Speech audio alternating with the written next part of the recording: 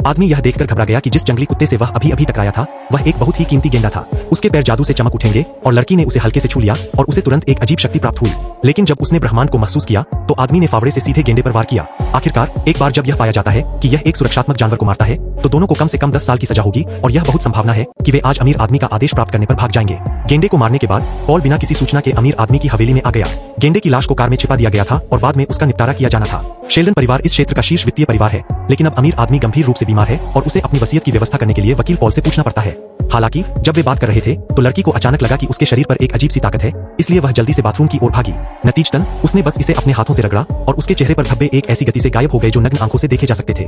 दूसरी ओर पॉल अपने काम के बारे में अमीर आदमी को रिपोर्ट कर रहा था, लेकिन अजीब बात यह थी कि वह उसे घूर रहा था, लेकिन उसे अपने हाथ में दस्तावेजों को देखने के लिए अपना चश्मा उतारना पड़ा। इस समय लॉरा को अचानक एक अजीब एहसास हुआ, जैसे कि मृत गेंडा अपनी जीवन शक्ति वापस पा रहा था, इसलिए उसने जल्दी से अपने पिता को ढूंढ लिया। वह पहले से ही अपने दिल में बेचैन थी और जल्द से जल्द यहाँ से जाने की उम्मीद कर रही थी, लेकिन अचानक खिड़की के बाहर एक अजीब सी आवाज आई जिसे अब छिपाया नहीं जा सकता था। हर कोई आवाज की तलाश में घर से बाहर आया, केवल यह देखने के लिए कि गेंडा खराब हालत में था और वह खिड़की पर संघर्ष कर रहा था। जब सभी को नहीं पता था कि क्या करना है तो लॉरा ने कहा कि जब गेंडा का खून उसके चेहरे पर लग गया तो निशान गायब हो गया और बिल्कुल भी असुविधा नहीं हुई। पॉल ने यह भी महसूस किया कि शायद उसकी आंखें भी कारण थीं कि उसने अपनी दृष्टि वापस पा ली। अमीर आदमी यह सुनकर राहत महसूस कर रहा था कि रसोइये ने पुलिस को बुलाने का प्रस्ताव रखा है, लेकिन उसने उसे तुरंत रोक दिया। वह नहीं चाहता था कि कोई बाहरी व्यक्ति उसके अपने मैदान में खिलवाड़ करे।